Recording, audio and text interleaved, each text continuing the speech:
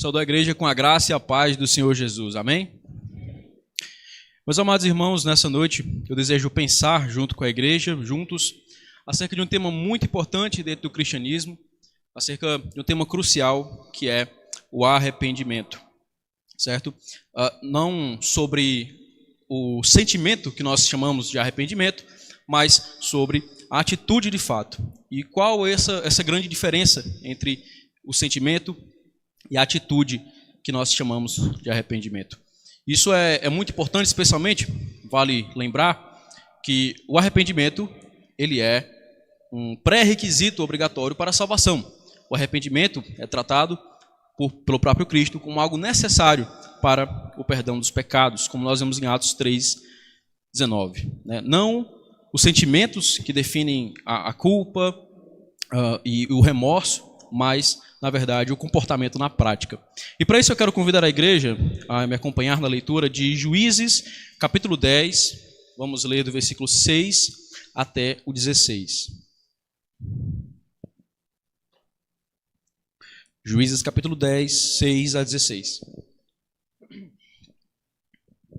Amém? Dou misericórdia. Juízes 10, versículo 6 a 16, diz assim: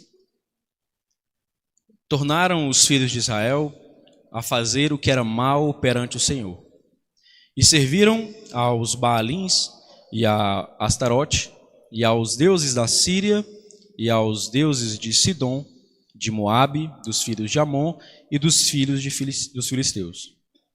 Deixaram o Senhor e não o serviram. Acendeu-se a ira do Senhor contra Israel e entregou-os nas mãos dos filisteus, nas mãos dos filhos de Amon, os quais, nesse mesmo ano, vexaram e oprimiram os filhos de Israel por 18 anos. Oprimiram a todos os filhos de Israel que estavam além do Jordão, na terra dos amorreus, que está em Gileade. Os filhos de Amon passaram o Jordão para pelejar também contra Judá e contra Benjamim e contra a casa de Efraim, de maneira que Israel se viu muito angustiado. Então os filhos de Israel clamaram ao Senhor dizendo: Contra ti havemos pecado, porque deixamos o nosso Deus e servimos aos Baalins. Porém o Senhor disse aos filhos de Israel: Quando os egípcios e os amorreus e os filhos de Amon, e os filisteus, e os sidônios, e os amalequitas, e os maonitas oprimiram vocês, e vocês clamaram a mim, não vos livrei eu das suas mãos? Contudo, vós me deixastes a mim, e servistes a outros deuses, pelo qual não vos livrarei mais. Ide e clamai aos deuses que escolhestes, eles que vos livrem no tempo de vosso aperto. Mas os filhos de Israel disseram ao Senhor: Temos pecado, faze-nos tudo quanto te parecer bem. Porém, livra-nos ainda esta vez, te rogamos. E tiraram os deuses alheios do meio de si, e serviram ao Senhor. Então, já não pôde ele reter a sua compaixão por causa da desgraça de Israel. Amém? Vamos orar mais uma vez? Senhor nosso Deus, Deus eterno, todo-poderoso, Pai, queremos te pedir, Senhor, por esse momento de reflexão, que o Senhor esteja me capacitando e que a Tua palavra, Senhor, possa tocar profundamente no coração de cada um aqui, dos que nos acompanham pelo YouTube e também pelos que ainda vão acompanhar essa mensagem logo mais também no YouTube, Senhor. Eu te peço, Deus, pelo coração de cada um aqui, que a palavra plantada não volte vazia, Deus, que seja somente para o louvor do Teu nome. É isso que eu te peço, Senhor, em nome de Jesus. Amém. Muito bem, meus irmãos, para nós entendermos melhor esse texto, nós precisamos entender o contexto de Juízes. Juízes, como a maioria deve saber, é o 7º livro das Escrituras, fica localizado ali depois de Josué. Então, cronologicamente, nós estamos falando do momento após a entrada de Israel na Terra Prometida. O povo já tinha passado pelo deserto, Moisés já havia falecido, e Josué lidera algumas conquistas até chegar nesse momento. Depois da morte de Josué, na verdade, antes da morte de Josué, Josué já havia dito: nós conquistamos algumas terras, mas ainda há muitíssima terra para conquistar. como nós bem sabemos, na divisa, né? Josué 13:1. E Deus havia ordenado para Israel: vocês precisam batalhar, precisam expulsar os inimigos dessa terra, e vocês não vão se misturar com os povos de lá. Vocês não vão se casar com as moças solteiras de lá, e vocês também vão destruir os ídolos deles, a fim de que vocês não sejam influenciados, contaminados pela idolatria. Aqui já puxando uma pregação anterior, há alguns domingos atrás, sobre a influência do mundo, né? Então, Israel não obedece a essa palavra do Senhor. Israel perde muitas guerras por falta de fé. Israel não expulsa os inimigos. Israel se relaciona com os cananeus, com todos os povos que haviam ali. Se casam com moças de lá e, por fim, acabam traindo o Senhor com os deuses dessas nações. Então, nós, a partir daqui do livro de Juízes, nós começamos a ver, se você já leu o livro de Juízes, você sabe sobre o ciclo vicioso que existe dentro do livro de Juízes. Um ciclo que se repete várias vezes. Israel começa a adorar falsos deuses. Essa adoração contínua desperta a ira do Senhor. O Senhor permite que alguma nação inimiga vença eles, governe sobre eles, escravizem eles. E por conta dessa opressão, eles clamam ao Senhor, pedem ajuda. Deus ouve esse clamor, tira do meio de Israel um libertador, como por exemplo Sansão, Gideão, Débora, entre outros juízes que nós vemos no livro de Juízes, que são líderes, né, espirituais de Israel, e eles trazem a paz, eles libertam o povo da opressão. Porém, essa paz ela é momentânea. Essa paz dura pouquíssimo tempo e logo depois Israel estava de novo adorando os falsos deuses. E esse ciclo ele acontece de maneira incessante no livro de Juízes. Para você ter ideia, o maior período de paz que Israel conseguiu vivenciar, sem ser oprimido por alguma outra nação, foi no máximo 80 anos. Isso dentro do livro de Juízes, com mais de 300 anos de história. Então, eles viviam uma geração de crentes fiéis e outra de infiéis, vivendo esse ciclo de adora falsos deuses, colhe as consequências através da disciplina do Senhor, opressão, eles clamam, Deus liberta e começa tudo de novo. Era uma paz momentânea. E nesse texto que nós lemos, Juízes capítulo 10, não é um texto diferente. É um texto, na verdade, que representa o auge dessa idolatria. É um momento em que nós vemos Israel adorando, no mínimo, a 7 divindades diferentes. Se nós formos lá para o comecinho do versículo 6, nós somos apresentados a 7 divindades diferentes que Israel servia. É um momento mais intenso da idolatria de Israel. E, geralmente eles adoravam, quando trocavam o Senhor para os falsos deuses, apenas por 2, né, Astarote e Baal. Mas dessa vez eram 7. O autor de Juízes ele cita aqui 7 nações no mínimo. Ele diz aqui no versículo 6, aos Baalins, né, que são as estátuas de Baal, fala de Astarote e também dos deuses da Síria, aos de Sidom, Moabe, Amon, os filisteus também. Eu disse no mínimo porque ele diz no plural, né, os deuses da Síria. Então pode ter mais de um. Então não era a primeira vez que Israel estava se rendendo à idolatria e que logo mais iria colher os frutos do seu pecado. E você já parou para se perguntar por que Israel tantas vezes abandonava o Senhor em troca de outros deuses? O que eles ganhavam com isso? Meus irmãos, desde sempre o ser humano trocou a Deus por coisas tão fúteis e de prazeres momentâneos. Esses deuses aqui em questão, eles eram deuses que representavam a fertilidade da terra e a agricultura. Eram deuses que poderiam trazer benefícios materiais para a nação. Nós estamos diante de uma sociedade agrícola, de uma sociedade que depende da agricultura para sobreviver. Então, o que no fundo Israel queria era ser mais próspero. Era um jeito mais fácil de conseguir ficar rico e bem sucedido. E fazendo um paralelo com a nossa cultura atual, porque nós bem sabemos que existe também a idolatria do coração. Você não precisa se ajoelhar diante de uma estátua e pedir coisas para ela para idolatrar. Basta você colocar alguma coisa no lugar de Deus, algo que foi criado no lugar do Criador.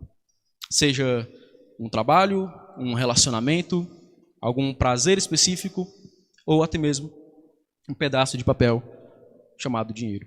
Então, diante desse contexto que nós fomos apresentados aqui, dessa história, eu dividi este sermão em 3 pontos. E o primeiro deles, que nós vamos pensar juntos, é sobre a colheita do pecado. As consequências de Israel nesse texto, desde o versículo 6 até o versículo 9, nesse primeiro ponto. Meus queridos irmãos, uma coisa muito clara que nós vemos ao longo das Escrituras é que Deus, Ele é um pai que sempre instruiu seus filhos, que sempre fez questão de mostrar os caminhos em que seus filhos deveriam andar. Porém, Deus também é um pai que, quando o seu filho ele insiste em querer desobedecer, ele não impede. Nós somos livres, ele nos deu essa liberdade em amor. Então, se nós somos um tipo de filho que quer colocar a mão no fogo, por mais que Deus diga não coloque, você vai se queimar. Se você insistir, ignorar a sua voz e querer colocar a mão no fogo, ele não vai te impedir, porque ele vai permitir que você sofra as consequências, para que você aprenda que do seu jeito não é o jeito certo. O jeito que ele disse era o jeito correto, para nos ensinar de que sem ele não dá para nós vivermos. E isso acontece aqui no texto quando nós vemos no versículo 7 a ira de Deus se acendendo contra Israel. E quando nós pensamos em ira de Deus, nós pensamos diretamente em um castigo direto, né? Como nós lembramos de Sodoma e Gomorra, por exemplo, mas não é esse tipo de ira que nós vemos aqui. O texto diz no versículo 7 que Deus entregou Israel nas mãos dos inimigos. O que significa esse entregar? Queridos, é como se Deus, até aquele momento, estivesse protegendo Israel, segurando, intervindo por Israel. Israel querendo sair. Não, eu quero do meu jeito, eu quero fazer do meu jeito. E a partir daquele momento, é como se Deus dissesse, tá bom, faça como você quiser, pode ir. É como se Deus retirasse a sua mão protetora sobre Israel. Agora Israel vai começar a colher as consequências dos seus atos. Ele tira de Israel a sua proteção, ele não intervém mais em favor de Israel. De forma muito irônica, nós somos apresentados aos inimigos de Israel aqui no texto, os filisteus e os amonitas. Se você voltar um pouco, eles são um dos povos dos quais Israel tinha começado a adorar os deuses. Eles começaram a adorar os deuses desses povos e poucos momentos depois, esses mesmos povos estavam oprimindo Israel. Os deuses dessas nações, com certeza, prometiam muitas coisas. Prosperidade, fertilidade, uma boa colheita, mas o que na verdade Israel colheu foi a humilhação, a desgraça e a falta de paz. É isso que um ídolo faz. E eu me refiro justamente também aos ídolos modernos. Os ídolos prometem coisas, prometem prazeres, prometem status e condições quando não são capazes de cumpri-lo. Pelo contrário, eles trazem engano, eles trazem dor e sofrimento. A busca que Israel tinha por mais prosperidade, por proteção, acabou se frustrando aqui no texto com a sua humilhação, com a sua dor. O texto diz que por 18 anos eles foram oprimidos. Durante esses 18 anos eles perderam todas as guerras possíveis contra esses inimigos. Eles foram humilhados, foram feitos de escravos, e só depois desses 18 anos é que eles foram clamar. O verso 9 nos diz que Israel se viu muito angustiado.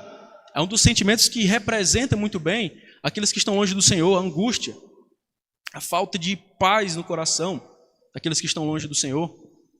E eu quero deixar bem claro uma coisa aqui, quando nós falamos sobre a entrega de Deus nas mãos dos inimigos, é que a ira de Deus ela não se manifesta aqui no texto, e como muitas vezes conosco também, através de uma punição direta, mas através dessa entrega, através da falta de intervenção de Deus, através do silêncio de Deus.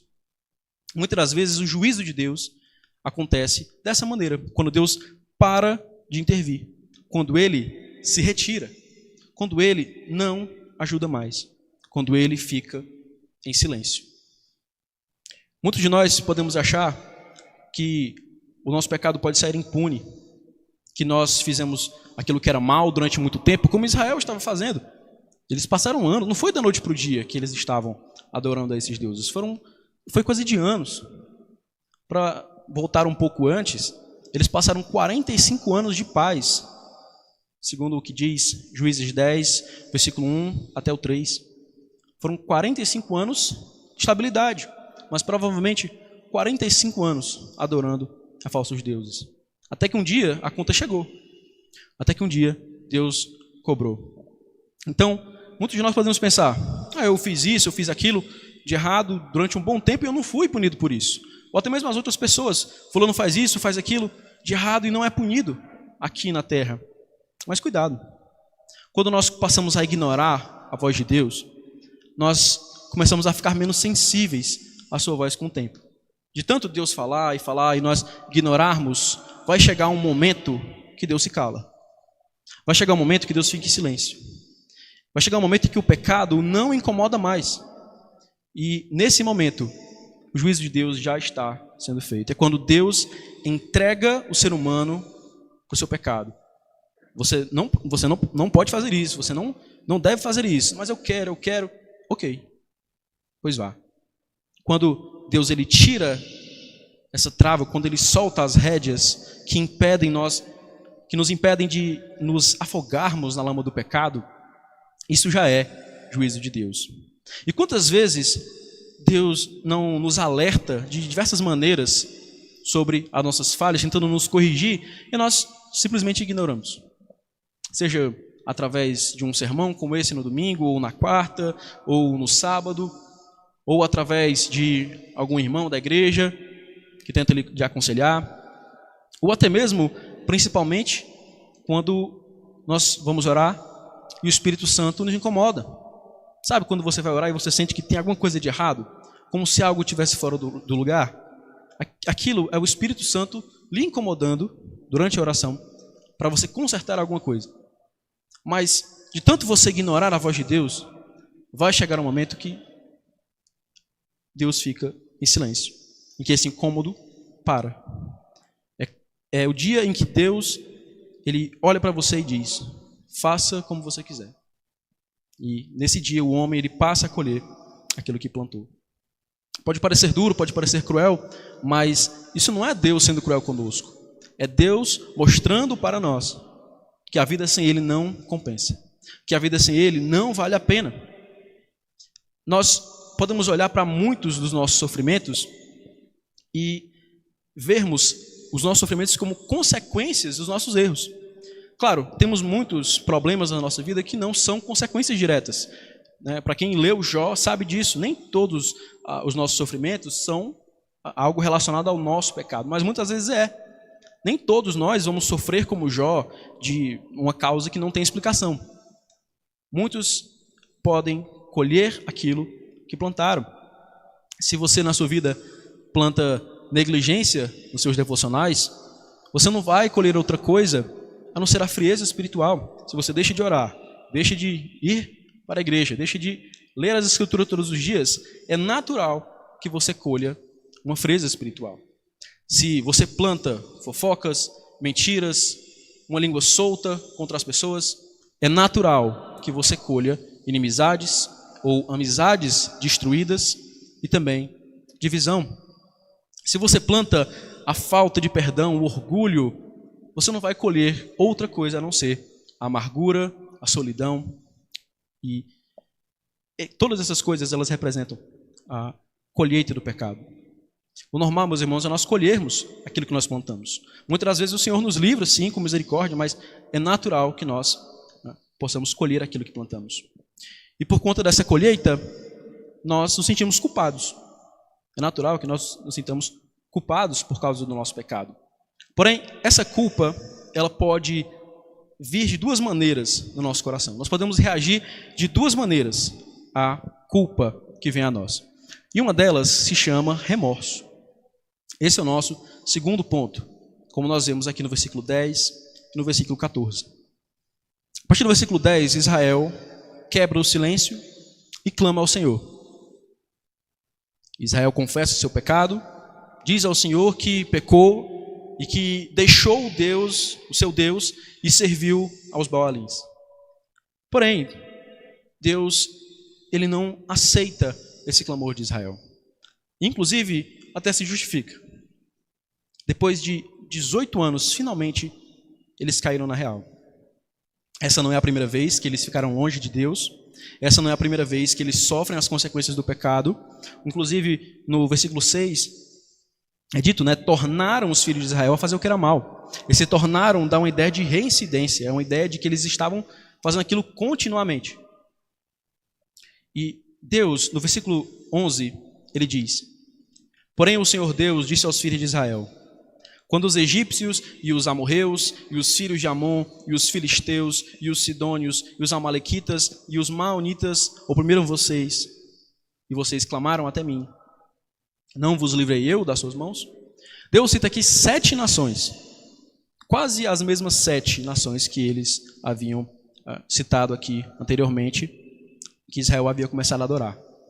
Por 7 vezes, Deus havia livrado Israel. Ele faz questão de mostrar: vocês estavam sofrendo, vocês nem estavam arrependidos de verdade, mas eu ajudei vocês, não foi? Porém, dessa vez é diferente. Deus, ele não aceita o clamor de Israel, e a nação santa, escolhida por Deus, tem que ouvir as palavras duras do Senhor, no versículos 14, versículo 13 e 14. Contudo, vós me deixastes a mim, serviste a outros deuses, pelo que não vos livrarei mais. Ide e clamai aos deuses que escolhestes, eles que vos livrem no tempo de vosso aperto. Meus irmãos, isso é muito duro.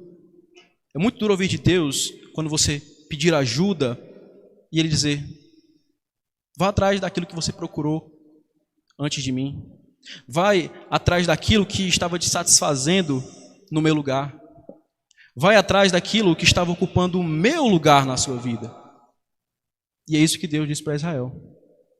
Pode parecer duro, mas isso acontece porque Israel não havia se arrependido de verdade. O que Israel estava querendo, na verdade, era só um alívio. O sapato estava começando a apertar, a dor estava começando a ficar mais intensa, e por isso eles quebraram no silêncio. A comunhão deles com Deus estava quebrada há 18 anos. A comunhão com Deus estava quebrada, mas eles não queriam restaurar a comunhão com Deus. Eles só queriam ficar livres da opressão. Eles só queriam ficar em paz. Eles não queriam realmente, de fato, se reconciliar com Deus. Embora pareça sim um clamor sincero, já que eles confessam, essa culpa confessada não é acompanhada de uma mudança de atitude. Essa culpa confessada não é acompanhada de um arrependimento de verdade. É verdade que sim, muitos buscam ao Senhor quando as coisas ficam difíceis, no momento do aperto. Inclusive, muitos se convertem dessa maneira, quando as coisas estão difíceis e existe sofrimento, mas, na maioria das vezes, essa busca não é uma busca para se relacionar com Deus, é uma busca por ajuda, é um clamor por desespero. Paulo nos diz, em 2 Coríntios, capítulo 7, versículo 10, que existem 2 tipos diferentes de tristeza.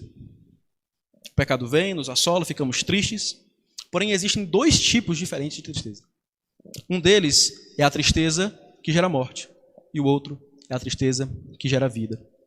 E essa é a grande diferença entre o arrependimento genuíno e o remorso. Quando nós nos entristecemos por causa do pecado, mas isso não gera nada em nós, é só remorso. É só a culpa batendo. É só um clamor de desespero para conseguir ficar sem a dor. Mas quando nós choramos de verdade por causa do nosso pecado, porque sabemos que aquilo tem afetado o nosso relacionamento com Deus, e nós buscamos mudar de verdade, essa é a tristeza que gera a vida. Essa é a tristeza que gera um arrependimento de verdade.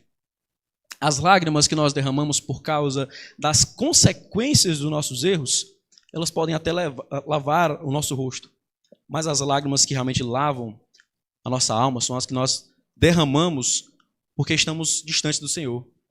São as lágrimas que nós derramamos porque a nossa comunhão com Ele está quebrada.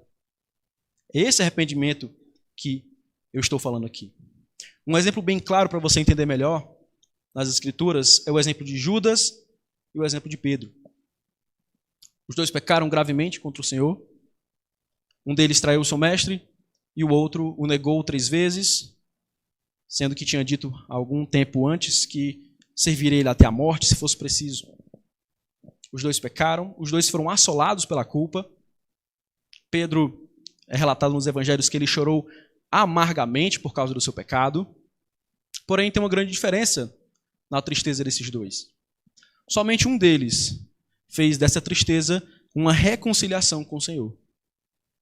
O outro, tomado pela culpa, pelo sofrimento, por uma tristeza que gera morte, ele se enforca. Somente Pedro, de fato, estava arrependido pelo que fez. Judas, ele até devolveu as moedas que usou para trair o Senhor, mas ele não foi atrás de Jesus para se reconciliar. Pedro é que foi se reconciliar com o Senhor. O Senhor foi atrás dele, no caso. Então, esse choro que nós derramamos muitas das vezes por causa do pecado, mas que não produz nenhuma mudança de atitude, isso é apenas remorso. O que Israel estava fazendo aqui era apenas usar Deus. Eu estou com um problema, eu preciso resolver, e para isso eu preciso pedir desculpa para Deus. Ele me ajuda e fica tudo normal de novo. Irmãos, esse é o único texto de Juízes inteiro, durante todos esses ciclos, que é dito que Israel se arrepende. Esse é o único texto em que Deus não aceita o clamor de Israel. Israel sempre clamou, Deus sempre ajudou. Mas chegou um momento que basta. Chega. Não adiantava mais aquele choro falso. Porque do que adianta, meus irmãos, nós chorarmos por causa dos nossos erros, ou chorarmos diante do Senhor nas nossas orações, ou aqui no culto, ou quando nós estamos lendo as Escrituras, e não haver uma mudança de vida de fato? Do que adianta nós honrarmos o Senhor com os lábios, mas não o honrarmos com o nosso coração, como Jesus disse em Mateus 15, versículo 8. Do que adianta até mesmo nós confessarmos o nosso pecado, como Israel fez aqui, de confessar o seu erro, mas não buscar consertar esse pecado? São duas coisas diferentes. Confessar é uma coisa e consertar é outra coisa totalmente diferente. Do que adianta pedir socorro para Deus resolver o meu problema, mas não pedir para Ele me consertar? Não adianta de nada esse choro que nós derramamos em vão. Muitos hoje passam a vida inteira com a consciência culpada pelo que fizeram, angustiados por terem se distanciado do Senhor, sabem que precisam voltar, sabem que precisam restaurar essa comunhão com Deus, mas não o fazem, porque o pecado, ele escraviza. E somente em Cristo, de fato, nós podemos ser livres. Sabem que estão errados, sabem que estão distantes, mas é como se o pecado realmente escravizasse, e o pecado de fato escraviza. No texto, nós vemos aqui Israel basicamente dizer: tá bom, Senhor, nós pedimos desculpa, a gente não vai mais trair o Senhor, nós não vamos mais trocar o Senhor pelos falsos deuses, mas pouco tempo depois estavam caindo no mesmo erro, e de novo, e de novo, e de novo. Eu não contei quantas vezes isso acontece no livro de Juízes, mas pelo menos umas 5 ou 6 vezes. Essa frase do versículo 6 se repete: tornaram os filhos de Israel a fazer o que era mal perante o Senhor. De forma semelhante, nós podemos cair nesse mesmo ciclo, de dizer que vai melhorar, de dizer que vai mudar, mas só da boca para fora. Não, eu vou parar de falar palavrão, eu vou largar a pornografia, eu vou largar a bebida, eu vou largar a droga, mas não muda. Não muda. Até sente realmente a dor, a culpa por estar mal, chora, pede perdão, mas não faz nada para mudar. Quando eu digo nada, é nem fazer esforço. Não só chorar, mas orar por causa disso. Orar para Deus capacitar e tirar você dessa situação. Lutar contra o pecado. Ou seja, muitos já colocam essa desculpa, né, que o pecado é mais forte do que eu. A carne é fraca.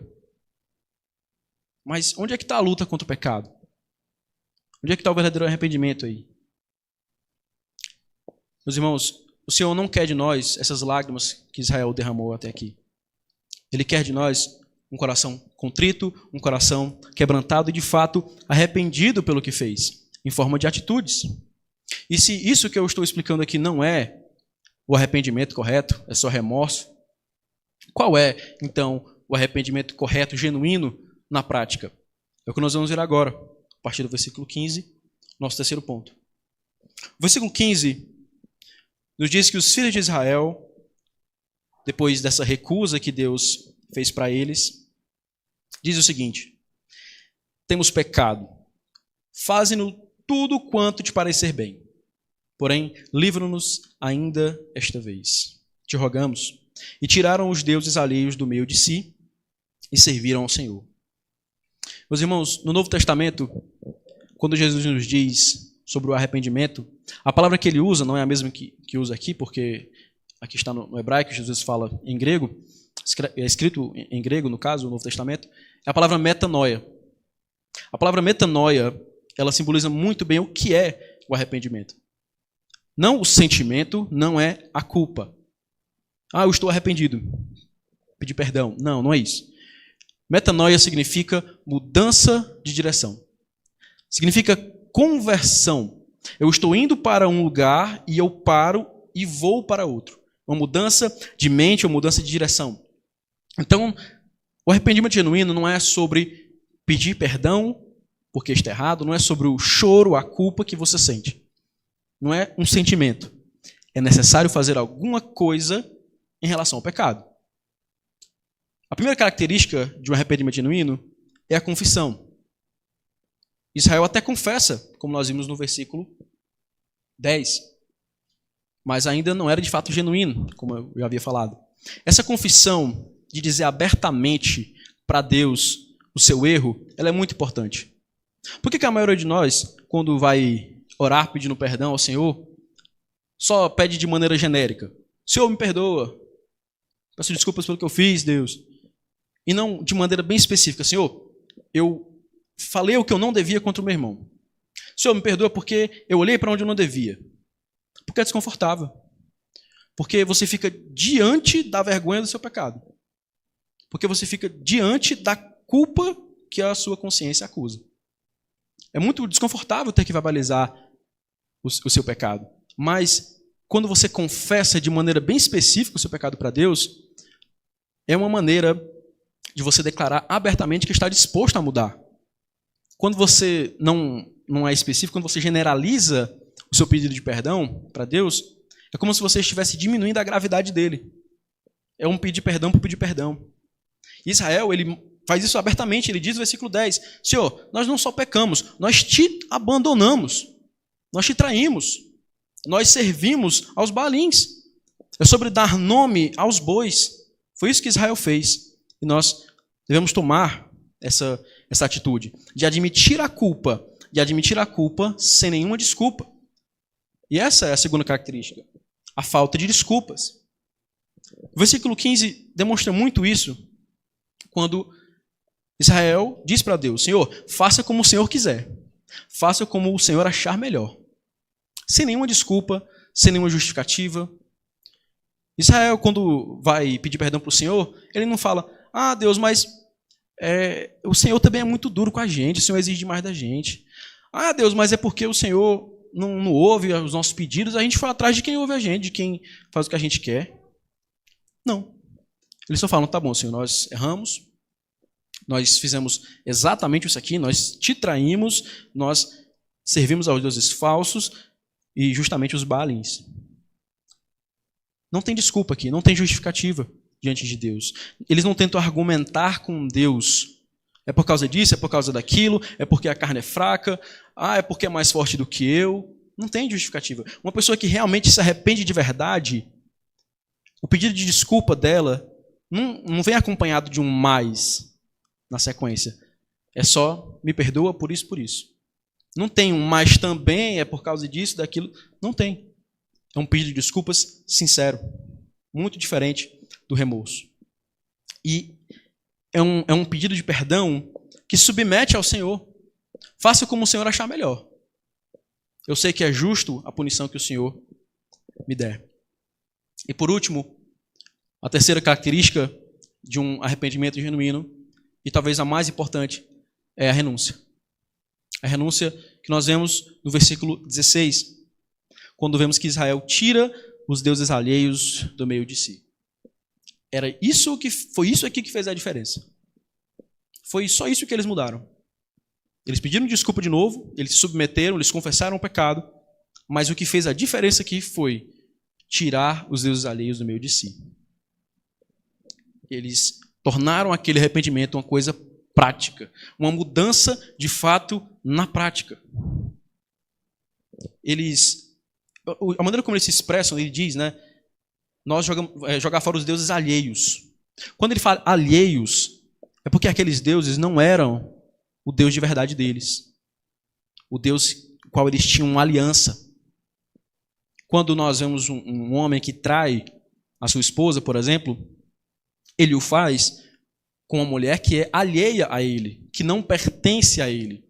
Então, por isso que eles falam aqui no versículo 16, e tiraram os deuses alheios do meio de si, porque aqueles deuses não eram, nenhum deles era o Deus do qual eles tinham um pacto, do qual eles tinham uma aliança. Eles estavam confessando, ali naquele momento, que eles tinham traído o Senhor, tinham quebrado a aliança que eles tinham com Deus.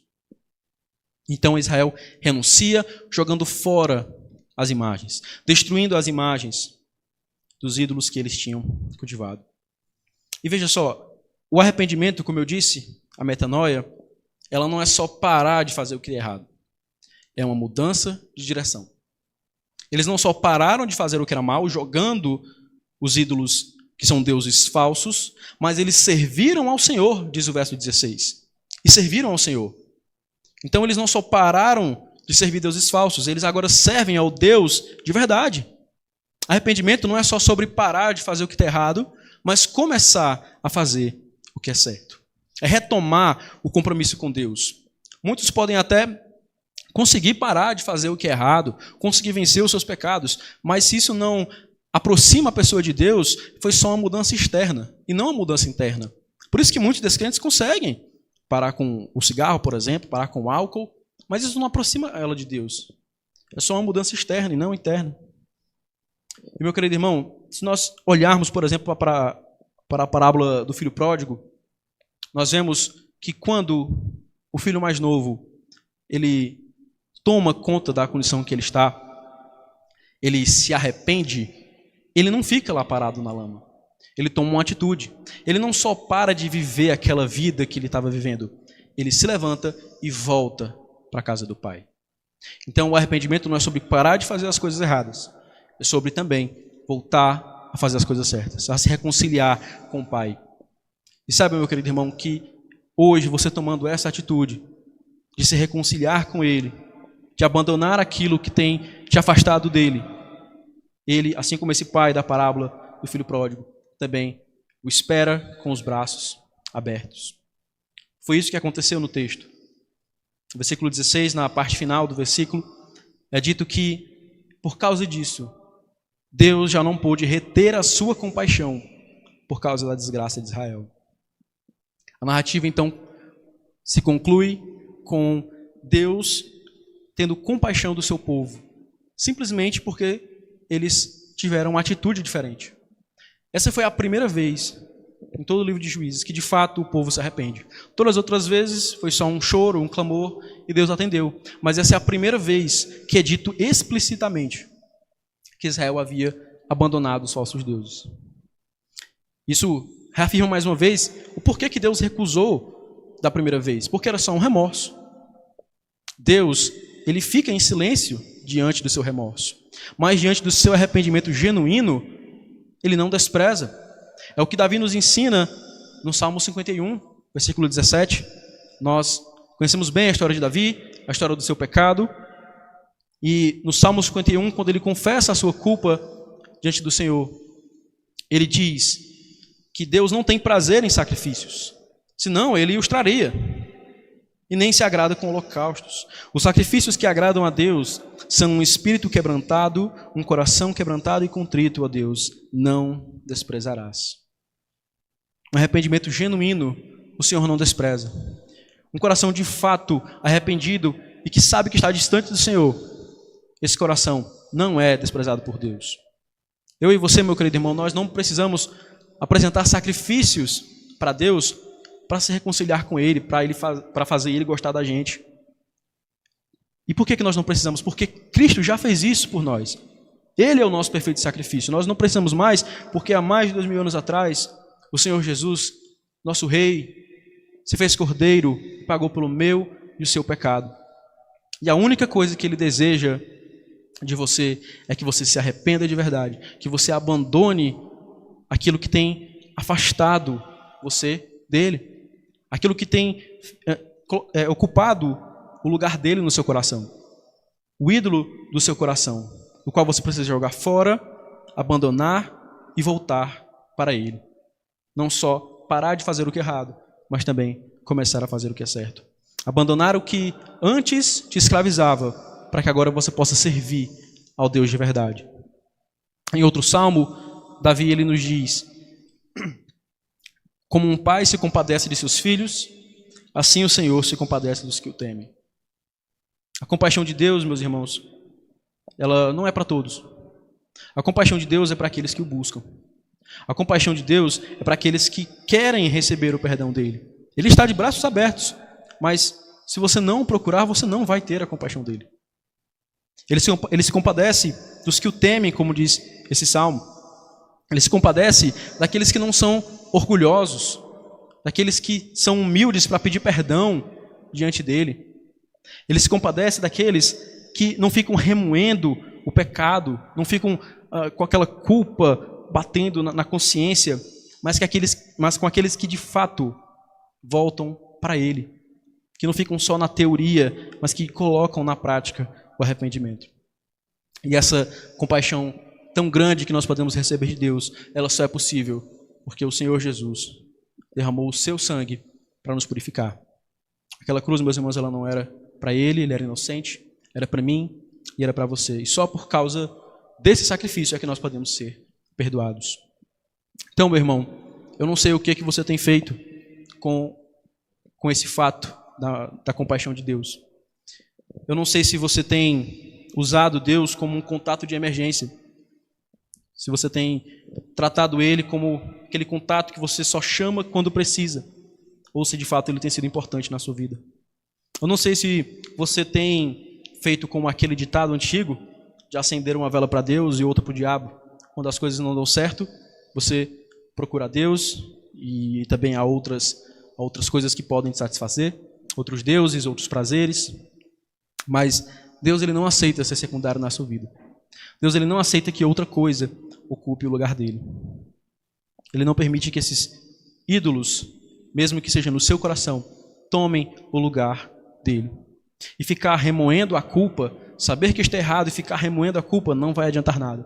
É necessário um arrependimento genuíno. Então, deixe de dizer que vai mudar, deixe de dizer que vai realmente mudar de atitude, não só de pensamento, mas de atitude, e coloque isso na prática. Eu sei que é muito difícil um arrependimento genuíno. É muito difícil nós sairmos dessa condição, porque, querendo ou não, vão haver quedas depois. A vida cristã, ela é assim, ela não te isenta de quedas depois que você toma a decisão de seguir a Cristo. Mas saiba que se você não tomar a decisão, se você não começar, se você não tomar a decisão de querer sair da lama do pecado, você vai ficar lá para sempre. Se você não tomar a iniciativa de querer se levantar, você nunca vai sair de lá. Então é necessário tomar, de fato, essa decisão do arrependimento. Amém? Vamos orar mais uma vez. Senhor nosso Deus, Deus eterno, Pai, te agradecemos, Senhor, pela Tua palavra, pela Tua grande compaixão, Senhor, para os que te temem. Deus, quero te pedir mais uma vez por cada um que ouviu essa mensagem, pelos que ainda irão ouvir, que ela possa, Deus, ao ser plantada nos corações, germinar e dar bons frutos, Senhor. Frutos de arrependimento, como diz na Tua palavra.